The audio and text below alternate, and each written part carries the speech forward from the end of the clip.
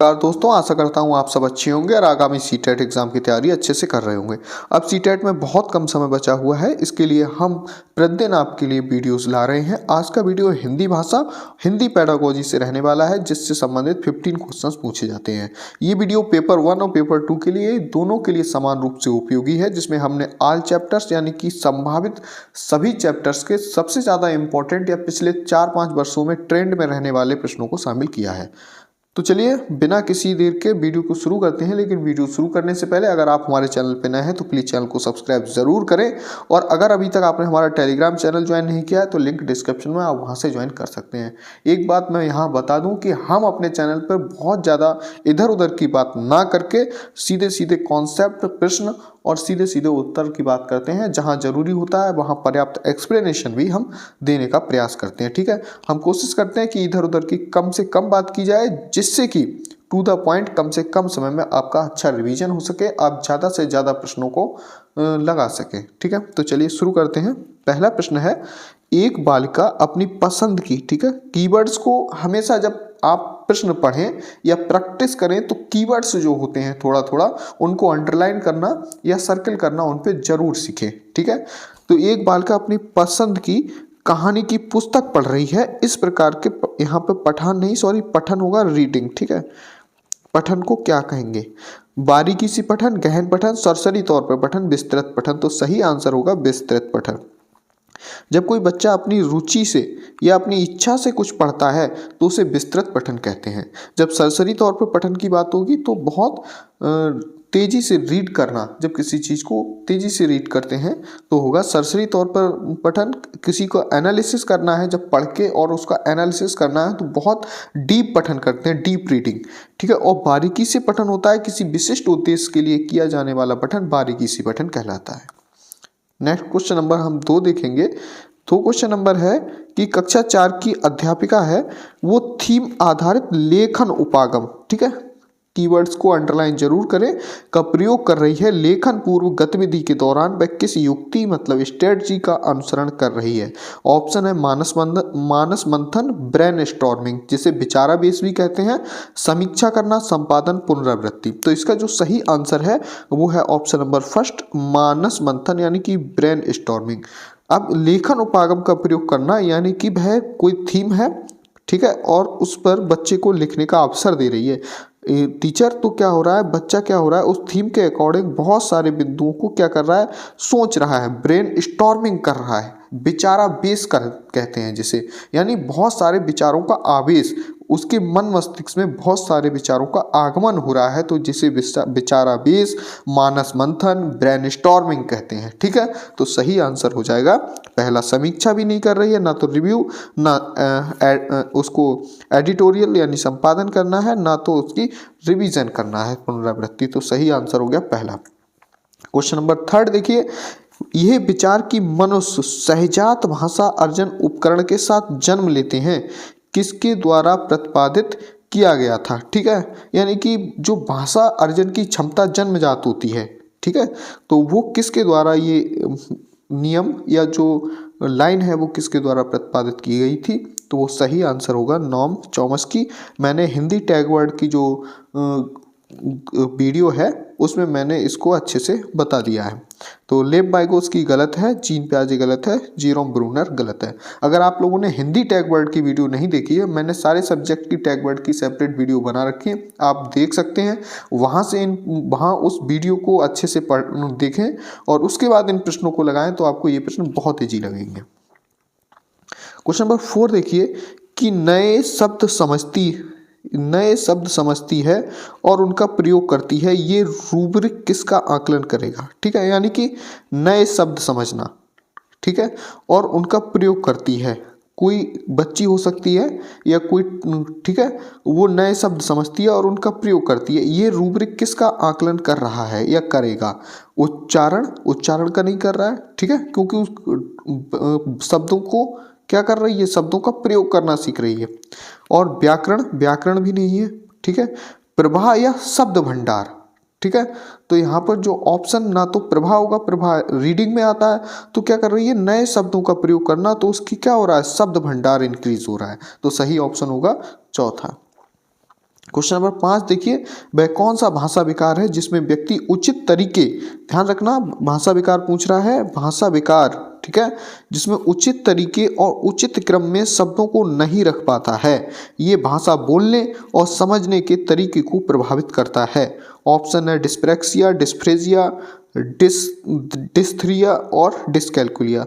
तो डिस्प्रैक्सिया आप जानते हैं ये एक मानसिक विकार है, ठीक है, मेंटल डिसेबिलिटी है एक तरीके से, और तो ये तो नहीं होगा।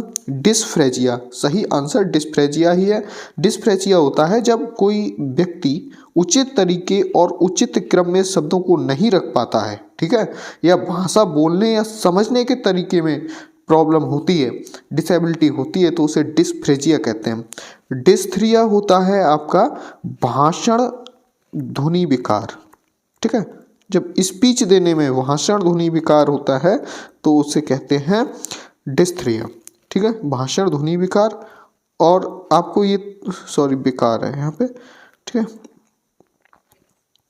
विकार। अब यहाँ पे डिस्कैल्कुलिया तो आप जानते ही होंगे, कोई मैथमेटिकल डिसेबिलिटी है तो उसे कहते हैं, मैथमेटिकल डिसेबिलिटी को हम कहते हैं डिस्कैल्कुलिया। तो सही ऑप्शन होगा डिस्फ्रेजिया। क्वेश्चन नंबर 6 देखिए कि एक प्राथमिक शिक्षक के रूप में आप सतत और व्यापक आकलन करते समय किसे सर्वोपरि मानते हैं, ठीक है, किसके प्राथमिक शिक्षक के रूप में आप सतत और व्यापक मूल्यांकन करते समय किसे सर्वोपरि, सबसे आगे किस बात को रखेंगे? कठिन शब्दों का श्रुतलेख, श्रुतलेख मतलब इमला बोलना कहते हैं जिसे, लिखित प्रश्न पत्र, पाठ से देखकर सुलेख करना, बच्चों द्वारा विभिन्न संदर्भों में भाषा प्रयोग की क्षमता। तो सबसे जरूरी क्या होगा? ऑप्शन नंबर 4 कि बच्चों द्वारा विभिन्न संदर्भों में भाषा प्रयोग की क्षमता, सबसे ज़्यादा जरूरी यही बात है। और ये लाइन आप जरूर याद कर लीजिए जब भी इस तरीके का कोई प्रश्न आएगा या बच्चे भाषा विकास का उद्देश्य कुछ भी पूछा जाएगा तो आपका उद्देश्य सीधा बताना होगा आपको कि भाषा पढ़ाने का जो उद्देश्य है वो है बच्चों द्वारा विभिन्न संदर्भों में भाषा प्रयोग की क्षमता, ठीक है। श्रुतलेख या लिखित प्रश्न पत्र, पाठ देख कर सुलेख लिखना, ये बहुत छोटे मतलब उद्देश्य है भाषा शिक्षण के या भाषा सीखने के, जबकि व्यापक उद्देश्य है 4th नंबर। तो यही वाला ऑप्शन आपका 4th सही होगा। क्वेश्चन नंबर 7 देखिए, निम्नलिखित में से किस भाषा को अध्यापक की मदद से औपचारिक स्थितियों में सीखा जा सकता है? तो प्रथम भाषा यानी कि जो हमारी मदर टंग होती है, और सेकेंडरी लैंग्वेज, ठीक है, द्वितीय भाषा, गृह भाषा और मातृभाषा। तो सही आंसर है द्वितीय भाषा, ठीक है। तो अध्यापक की मदद से आप औपचारिक फॉर्मल कंडीशंस में सीख सकते हैं तो वो द्वितीय भाषा होगी। मातृभाषा तो आप जानते ही हैं, ठीक है, जो शुरू से बच्चा अपने घर परिवेश से सीखता है। और सेकेंडरी लैंग्वेज भी हम मैक्सिमम सीखते हैं, जैसे हिंदी हमारा परिवेशीय भाषा है तो हम इंग्लिश को भी सीखते हैं। कैसे सीखते हैं? टीचर की मदद से औपचारिक स्थितियों में, जैसे उसकी ग्रामर सीखते हैं, उसको विद इन लिमिट कैसे सीखते हैं, पूरी एक पुस्तक की तरह धीरे धीरे सीखते हैं। तो इसी की बात पूछी गई है, ठीक है। क्वेश्चन नंबर 8 देखिए कि भाषा सीखने सिखाने के संदर्भ में गृह कार्य का उद्देश्य यानी कि जो होमवर्क का उद्देश्य क्या होता है? ऑप्शन है सीखने को विस्तार देना, अभिभावकों को प्रसन्न करना, बच्चों को कार्य में व्यस्त रखना, कॉपियां भरवाना। देखो आपको यहाँ से पता लग गया होगा, कॉपियां भरवाना, बच्चों को कार्यों में व्यस्त रखना, अभिभावकों को प्रसन्न रखना बहुत ज़्यादा अच्छे आंसर्स नहीं हैं, ठीक है। और वैसे भी ये निगेटिव कीवर्ड की ओर कहीं कहीं इशारा कर रहे हैं, जैसे 4th वाला है और 3rd वाला है। तो सबसे सटीक आंसर होगा पहला, यानी कि सीखने को विस्तार देना, बच्चे को सीखने को विस्तार देना। क्वेश्चन नंबर 9 देखिए कि किसी भी भाषा पर अधिकार प्राप्त करने के लिए सबसे ज़्यादा महत्वपूर्ण क्या है? यानी कि अपनी बहुत अच्छी कमांड बनाने के लिए भाषा पर सबसे महत्वपूर्ण क्या है? शब्दों के अर्थ जानना, उस भाषा की वाक्य संरचना जानना, उस भाषा का अधिक प्रयोग करना, ठीक है, उस भाषा का व्याकरण है। कहीं भी व्याकरण या वाक्य संरचना, वर्तनी, स्पेलिंग ये बहुत ज़्यादा जरूरी नहीं है, बल्कि क्या है, भाषा पर क्या होना चाहिए, अधिक से अधिक प्रयोग करना, बोलना। यही तो मैंने बताया था अभी थोड़ी देर पहले एक ऑप्शन में। तो सही आंसर होगा 3rd कि उस भाषा का अधिक से अधिक प्रयोग करना। क्वेश्चन नंबर 10 देखिए कि पढ़ने की संस्कृति के विकास के क्रम में पठन को, रीडिंग को प्रोत्साहित किए जाने की आवश्यकता है, ठीक है। कैसे? वैयक्तिक, सस्वर, मौन या सामूहिक? तो सही आंसर होगा वैयक्तिक, ठीक है। सस्वर, मौन या सामूहिक नहीं, बल्कि प्रत्येक व्यक्ति पढ़ने की संस्कृति यानी कि रीडिंग कल्चर्स को कोशिश कर हमें ये करनी है, या पूछ रहा है कि ज़्यादा से ज़्यादा लोग पुस्तकों को पढ़ें। ठीक है, तो सही आंसर होगा पहला। 11 नंबर क्वेश्चन है, भाषा की पाठ्य पुस्तक में सबसे महत्वपूर्ण पक्ष क्या है? आकर्षक चित्र, पाठों का उद्देश्यपूर्ण चयन, अभ्यासों की बहुलता, कागज की गुणवत्ता। आपको आंसर देखने से पता लगा, आकर्षक चित्र, कोई हम चित्रकला थोड़ी ना देख रहे हैं। पाठों का उद्देश्यपूर्ण चयन आंसर सही होगा, क्योंकि भाषा विकास के लिए जरूरी है हम सरल से सामान्य से विशिष्ट या सरल से कठिन की ओर चले। ठीक है, तो पहले मात्रा ज्ञान हो, शब्द ज्ञान हो, अक्षर ज्ञान हो, धीरे धीरे फिर वाक्य पढ़ना सीखेगा। तो इसका क्रम होना बहुत जरूरी है, अन्यथा अगर पहले हमने बड़े अनुच्छेद रख दिए और बाद में हम मात्रा का ज्ञान सिखा रहे हैं तो बच्चा नहीं सीखेगा। जरूरी है पाठों का उद्देश्यपूर्ण चयन, अभ्यासों की बहुलता भी बहुत ज़्यादा, हाँ कुछ कुछ है इंपॉर्टेंट, बट चूंकि दूसरा ऑप्शन ज़्यादा अच्छा है इसलिए हम सेकंड ऑप्शन को ज़्यादा करेक्ट मानेंगे। कागज की गुणवत्ता से कोई लेना देना नहीं है। क्वेश्चन नंबर 12 देखिए कि किसके अंतर्गत लोगों को सुझाव देने की बजाय सीधे सीधे कहा जाता है कि उन्हें क्या करना चाहिए, यानी कि सीधे ऑर्डर देना। ठीक है, सुझाव सजेस्ट नहीं करना है तो ऑर्डर देना, यानी रचनात्मक उपागम गलत, आदेशात्मक उपागम सही होगा। ठीक है, वर्णनात्मक या संरचनात्मक, जैसा कि सीधे सीधे लग रहा है आदेश देना तो आदेशात्मक उपागम। क्वेश्चन नंबर 13 देखिए, प्राथमिक स्तर पर पढ़ने की क्षमता का आकलन करने की दृष्टि से सबसे अधिक महत्वपूर्ण क्या है? पढ़ने की क्षमता का आकलन करना है तो सबसे अधिक महत्वपूर्ण क्या है? विराम चिन्ह का प्रयोग, पढ़ने में प्रभाव, अर्थ का निर्माण, वर्णों की पहचान। जैसे कि ये चारों ऑप्शन है, इसमें सबसे अच्छा ऑप्शन है अर्थ का निर्माण, यानी कि रीडिंग विद अंडरस्टैंडिंग। ठीक है, रीडिंग विद अंडरस्टैंडिंग। जैसा कि आपको पता होगा निपुण भारत मिशन है, उसमें भी रीडिंग विद अंडरस्टैंडिंग शब्द का प्रयोग किया गया है। ठीक है, तो जो पढ़ना है वो सिर्फ ये नहीं पढ़ना है कि पढ़ रहे हैं, बल्कि जो पढ़ रहे हैं वो समझ के पढ़ना है। ठीक है, तो सही आंसर होगा थर्ड। क्वेश्चन नंबर 14 देखिए कि व्याकरण शिक्षण की आगमन विधि की क्या विशेषता है? इंडक्शन मेथड की। पहले नियम बताना, ठीक है, पहले नियम का विश्लेषण, पहले मनोरंजक गतिविधियां कराना, पहले उदाहरण प्रस्तुत। देखो हमेशा ध्यान रखो, आगमन विधि में बेटा पहले एग्जाम्पल देते हैं और बाद में नियम बताते हैं, नियम या फॉर्मूला बताते हैं। तो क्या हो गया सही आंसर कि पहले उदाहरण बताना। ठीक है, बाकी सारे क्या हो जाएंगे गलत। और अगर निगमनात्मक विधि हो तो इसका उल्टा कर देंगे, पहले नियम, निगमनात्मक पहले नियम, ऐसे ध्यान रखिए, और फिर एग्जाम्पल। ठीक है, और आगमन हो तो पहले एग्जाम्पल फिर नियम। 50 नंबर क्वेश्चन है, जब आप किसी अभ्यास में या सामग्री में शिक्षार्थियों की आवश्यकता अनुसार आवश्यक परिवर्तन करते हैं तो इसे क्या कहा जाता है? यानी कि अगर आप परिवर्तन करते हैं तो जैसे कहते हैं ना, मनुष्य भौगोलिक परिस्थितियों का दास है, वो अपने आप को या अपने शरीर को, अपने आप को क्या कर लेता है, वातावरण के प्रति अनुकूलित कर लेता है, तो इसे अनुकूलन कहा जाता है। ध्यान रखिए, तो क्या होगा, हम वातावरण के अनुसार अपने आप को जब ढालते हैं, ठीक है, तो या किसी चीज़ के अनुसार, समाज के अनुसार अपने आप को ढालते हैं तो उसे अनुकूलन कहते हैं। तो इसे क्या कहते हैं? अनुकूलन। सही आंसर होगा अभिग्रहण, मूल्यांकन, समीक्षा गलत, तो सही आंसर होगा दूसरा। 60 नंबर है कि भाषा की कक्षा में कहानी सुनाने का मूल उद्देश्य क्या है? इंपॉर्टेंट क्वेश्चन है ये। कल्पना शक्ति का विकास, बच्चों सुनकर दोहराने की आदत, अनुशासन बच्चों में रखना, बच्चों का मनोरंजन। मनोरंजन करना भी उद्देश्य है, लेकिन सबसे अच्छा यहाँ पर ऑप्शन क्या दिख रहा है? तो सबसे अच्छा ऑप्शन है बच्चों की कल्पना शक्ति का विकास। ठीक है, दोहराने की आदत हाँ हो सकता है, लेकिन सबसे अच्छा ऑप्शन चूंकि हमें यहाँ पर फाइंड आउट करना होता है तो वो है पहला, कल्पना शक्ति का विकास। ठीक है, बाकी ऑप्शन इतने अच्छे नहीं है, तो 16 नंबर का पहला ऑप्शन सही होगा। 17 देखिए, किस उपागम के अंतर्गत किसी बच्चे को कई शब्दों की वर्तनी गलत लिखने के बावजूद भी उसके समग्र भाषा, कीवर्ड देखिए, प्रयोग के लिए अच्छे अंक दिए गए, यानी कि उसने कई शब्दों की वर्तनी गलत लिखी, स्पेलिंग्स को गलत लिखा। ठीक है, स्पेलिंग्स मतलब हिंदी में कि जो भाषा लिखी वो गलत लिखी, अक्षर। ठीक है, उसके बाद भी उसे समग्र भाषा प्रयोग के लिए अच्छे अंक दिए जाते हैं। तो किस उपागम का नाम बताना है? समग्र उपागम, रचनावादी, संप्रेषणात्मक, व्यवहारवादी। देखिए अगर रचनावादी होता है फॉर्मेटिव, तो जहाँ भी गलती होती है हम उसमें सुधार करते हैं। तो यहाँ पर जो ऑप्शन होगा वो समग्र भाषा, ठीक है, क्योंकि उसकी समग्र भाषा को हमें देखना था, ना कि वो जो वर्तनी में गलतियाँ कर रहा है उसको देखना है। तो सही आंसर होगा पहला, बाकी ऑप्शन गलत है। ठीक है, क्वेश्चन नंबर 18 देखिए, बच्चों के भाषाई विकास में समाज की महत्वपूर्ण भूमिका होती है, ये विचार किसका है? समाज की। अगर भाषा और समाज की जैसे ही बात आती है आपको, तो सीधा सीधा आपको पहुंचना है लेव वाइगोत्स्की। ठीक है, तो सही आंसर होगा चौथा। ये मैंने वाइगोत्स्की की वीडियो में बहुत अच्छे से बताया है, तो ज़्यादा एक्सप्लेन करने की जरूरत नहीं है।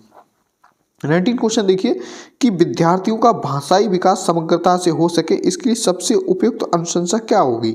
शब्दकोश एवं विश्वकोश के प्रयोग की, भाषा के विविध अवसरों की, सतत व्यापक आकलन की, सर्वोत्कृष्ट यानी कि जो सबसे अच्छी एक्सीलेंट पाठ्य पुस्तकों की। तो सही आंसर होगा यहाँ पे वही भाषा के विविध अवसर की। ठीक है, अधिक से अधिक अवसर। ठीक है, इस तरीके के ये 3 प्रश्न आ चुके हैं अब तक, और तीनों का आंसर लगभग सेम है। इसी तरीके का एक प्रश्न आपको जरूर मिलेगा। ठीक है, कि शब्दकोश, विश्वकोश ये कुछ नहीं, सतत व्याकरण सबसे ज़्यादा जरूरी है।